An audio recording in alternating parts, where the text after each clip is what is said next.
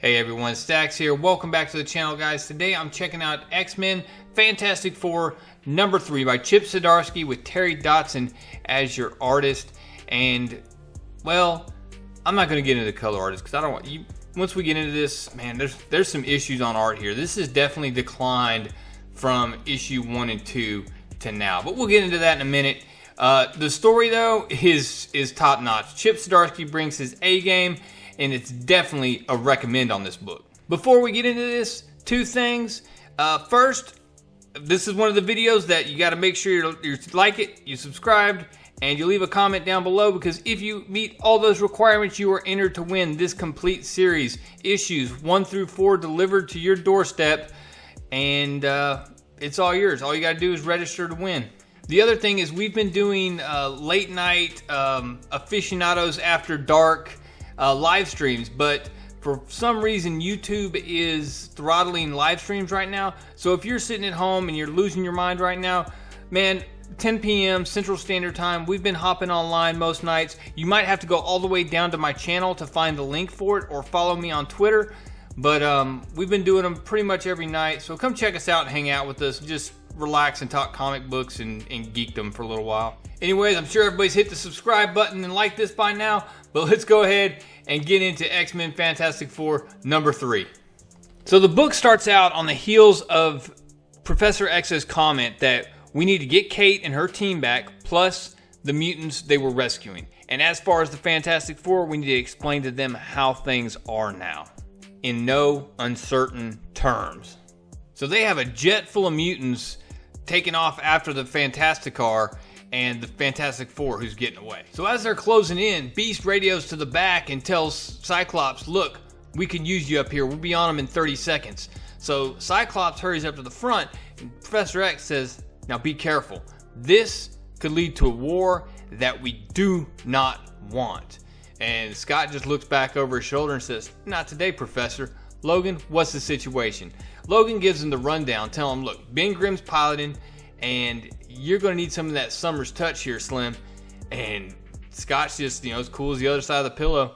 He says, no, you look, I'm the best there is at what I do. And what I do is precise. He puts this headset on that basically allows him to man lasers for the ship. Over in the Fantastic Ride, they're trying everything they can to get gone. Ben's flying and he's doing everything, but the X-Men are on him. And with that, Cyclops opens fire. And when he does, he doesn't miss. He clips one of the wings and it goes down. And luckily, Sue Storm's able to put him in a force field bubble, which makes you ask the question, why didn't she have one around the whole car? But she didn't. And they lowered themselves down to the beach, and the car blazes in and just boom. Well, when they hit the ground, Reed Richards is all about trying to talk them down from this. But Johnny, he ain't having it. He said, they ain't talking, Reed. Flame on. He takes off right for a fight. Well, he may have bitten off a little more than he could chew, because as he gets close to the ship, Nightcrawler pops up behind him, holding Wolverine, and tosses him. Wolverine jumps, manages to slice the suit that Johnny Storm is in, and then Rogue comes out of nowhere and just drives Johnny Storm into the ground hard. And before Rogue drives him into the ground, she's talking about, you can't just slip into a country and spy on it without consequences. And Reed's telling her, look, you know why we were there. Our kids. And then Wolverine about makes just string cheese out of Mr. Fantastic and tells him, your kids are about to be orphans unless you... Luckily, Sue Storm throws up a force field right in time, and Logan bounces off of it like I don't know, something that's bouncy, whatever. And at that point, Sue Storm's trying to calm everybody down and say, look, we know where they're at now. Let's work together and find your people. And right at that point, Johnny Storm reaches over, puts his hand on her head, and he says, of course, dear, we'll get to that. But it seems like your brother's helmet has a leak now. And of course, it's Emma talking through Johnny Storm at this point. She says, so let's first bring you back to Krakoa for your espionage and illegal entry trial. And so just when the night is at its darkest, when all is lost for the Fantastic Four, when Reed Richards is in a corner, who should show up to save him? No other than Doom, as he sits there and says, a trial An interesting proposition, but a hypocritical one to make while illegally on Latverian soil, Miss Frost. And everybody's kind of taken aback, because while we knew Doom was here on the island, they didn't. So everyone is immediately like, where are my children? Where are our X-Men? And Doom's like, Eric, I can feel you attempting to manipulate my armor, but with you around in this world, I'd be a pure fool to build this out of pure metal. And then he takes a dig at Wolverine, saying, unlike the little man over there with the metal bones, well, Magneto could tear you apart, couldn't he? And then, actually, now that I think about it, he has, hasn't he? And Wolverine ain't in the mood for joking around. He's like, answer before I get him to help push my claws as deep as they can go. Where's Kate? And then coming out to the beach is Kate, and she says, look, Logan, it's fine. We're here. I made a deal with Doom. And Doom has to quantify that a little bit. He's like, a fair deal.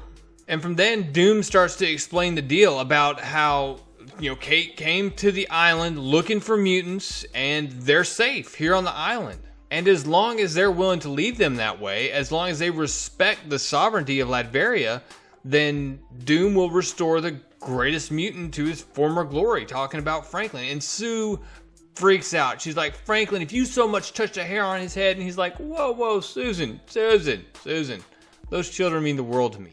I am simply doing what his father could not. Well, Eric isn't having any of this. He's like, look, this is completely unacceptable. I don't know since when Kitty Pryde speaks for all of Krakoa, but she doesn't. And she tries to come in. She's like, look, I made an executive decision, Eric. My crew was in prison. Franklin wanted Doom's help. I made the call. And they go back and forth on it. Kitty's like, look, I made the call. He's a mega level mutant and he needed our help. And Magneto comes back with, what about the mutants you came here to rescue? You're going to leave them with this despot? But Charles chimes in and says, look, she made the right call. But Reed and Sue are kind of ticked. He's like, look, she had no right to make this deal. And Reed comes in and says, look, our son isn't some kind of bargaining chip. And Doom cuts him off and said, he's his own man, Richards.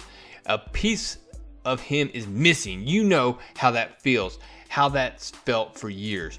You toss and turn at night, missing that sliver of intelligence that would put you on a par with Doom. Well, what he ends up doing is he leaves some of the X-Men down at the beach and tells them, look, you can stay here, but you cannot go into the city. Is that understood? And look, you're in Latveria, and in Latveria, Doom's word is law. So while that group stays on the beach, Reed Richards goes with Beast, Professor X, Kitty Pryde, and Dr. Doom up to visit Franklin and Valeria. Well, to say this conversation gets heated would be an understatement. Franklin ends up standing up to his father and telling him, look, I'm staying until Doom does what he says he can do. You don't give me orders anymore. I'm not 4 years old, and I'm not Uncle Ben or Johnny. And Valeria's just in the back like, wow.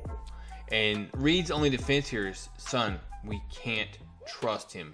You know this. But then you have Professor X and Beast chiming in saying, look, we suspect he's got ulterior motives too. I don't think he's lying about actually helping him though. And I think Dr. McCoy here is ready to lend his expertise on mutant biology. And Beast chimes in and says, absolutely, I can go over all the safety procedures right here with you and we'll make sure it's fine. And Doom actually challenges him. He's like, you know what? Very well. Go over my immaculate work. Go over it with your finest tooth comb. And while you're at it, you may actually learn a thing or two. From there, we jump back to the beach where the group that's left there is coming up with a plan. And that plan is, look, we got to do something to get these mutants out of here. And Scott's thinking, hey, we'll wait till he's helped Franklin, then we'll launch the attack. We'll get these mutants out of here. Break contact, we'll be done. And Emma chimes in and says, look, for a captain, you sure are dense sometimes. Let me tell you, as soon as he's done with Franklin, Doom knows we're going to try something. He knows that. What we need here is the element of surprise. And they look over down the beach, and who's there other than Sue Storm? So they draw up the plan, and when it comes down to it, several of them are staying back so that Doom's not alerted that the whole group is gone. But Magneto makes the point that, look, we got to do this quickly, and if it turns out Doom has been holding mutants against their will, then Latveria will suffer. From there, we go into a very dense page about how the human cells inside superhumans and mutants generate energy. And it goes into the mitochondria, which is the powerhouse of the cell, and all these other stuff that they talk about. It's pretty good. It's a pretty good read, and it actually comes off as sciencey. But the biggest thing is that there's these things called the von Doom particles, of course, and they're the ones that are able to generate this type of energy flow. Well, Reed brings up that, yeah, actually some other doctor's already working on the source of his power, Dr. Cole, and she called it God power, and Doom just waves him off. He's like, Von Doom particles. Something else that he explains is he's trying to get to the dimension where this unlimited source of power that Franklin is able to generate, Von Doom is trying to get to that dimension so that he can claim it for Latveria. And he's explaining this when Professor X chimes in and says, Victor, what are you doing? And it's at that point that Charles Xavier stops him and says, look, Doom, what are you doing? And he's like, what doing? And Charles goes on this long diatribe about, look, you haven't accepted our deal. You haven't accepted our plants. We're increasing lifespans. We're curing diseases. Why have you not accepted our deal? And I mean, you're sitting here helping one of the most powerful mutants in the world, and you still aren't, you still haven't accepted the deal. Why? And he kind of throws out, well, in exchange for diplomatic immunity, of course. That's what you trade all that stuff for, right? And then he starts in, and Doom just lays it out here beautifully. And he says, while I have little respect for traditional diplomats, Doom at least recognizes that they are the supposed exceptional example of an underwhelming populace. You, however, have decided to make all your citizens free to do what they will in countries that come begging for your plants. Make no mistake, Doom recognizes the country of Krakoa, but I do not recognize that having claws protrude from your body makes you worthier than a human who dedicates their life to diplomacy and the study of culture. It is insulting. You are insulting Charles with this pretense of superiority. Doom will help this young man because it is what Doom wishes to do with his powers. Power that he has earned, while you were simply born with it. And I was just like, dang, that was a speech right there. He just put Charles in his place, in my opinion. Gosh. From there, we move back to the team that is moving up from the beach into the city like they weren't supposed to do. You got Emma with them, you got Magneto, you got Sue Storm, and you have Storm all with them moving up. And for whatever reason, the island is doing a number on Emma, but she's able to detect where a couple mutants are. They move in to see them, and when Sue Storm lets down her invisibility, it scares the heck out of these kids. And they start trying to talk to them, and you can tell they're scared, both of the mutants at first because something may happen to them, but they're also afraid of Doom, and something has happened in the past for, I guess, some mutants who didn't bow the knee to Doom. Well, Magneto starts in on his, long drawn-out speech of explaining Krakoa and Homo Superior and everything else. Well, Wolverine hears something, looks over his shoulder, and sees the outline of a body outside of the window. Well, right at the time, in through the window bursts a Doombot and grabs Logan. Everybody's trying to hit him. Magneto is not working. He can't control him with metal. And Sue Storm tries to throw up a force field, misses. I don't know. It doesn't really explain it. But at that time, Emma screams at Logan. And it's right as the claws go into his belly that she's yelling, Logan, stop! From there, it jumps into back with Beast, Doom, and Reed. And Reed's saying, look, I don't think we should do this. And Beast is saying, I disagree with you. The science is sound here. There is risk here that we may burn his powers out early, but that's going to happen anyway in a couple months. So there's no reason not to go forward with it. Well, Reed goes over and talks to his son. He's like, look, son, I'm sorry for how I've been acting. You're a good man with a good solid head on your shoulders. And even without your powers, you'll still be a good man, and that is enough. Before you make your decision, just know, son, I love you. But Franklin comes back with, I love you too, Dad, but I need this. Back with Logan, you see him and he's got blood dripping from his claws, and he's like, blood, what did, and you jump back to where Doom is starting the machine, and Kitty Pryde says, "This better work or I swear you've just made a whole lot of enemies." And Doom comes back with, "Greatness is cursed with enemies, young Kate. My history speaks to that. People attacking me and my citizens unjustly. For example, it appears your fellow mutants disobeyed my request. Not only that, they just murdered a Latvian. Unconscionable. Unjustifiable." And he reaches down, clicks this button, "Unforgivable." And you have these giant Doombot sentinels raise up from the other side of the island. And you have Storm, Cyclops, Thing, and Human Torch just sitting there, mouth agape, just, oh my goodness.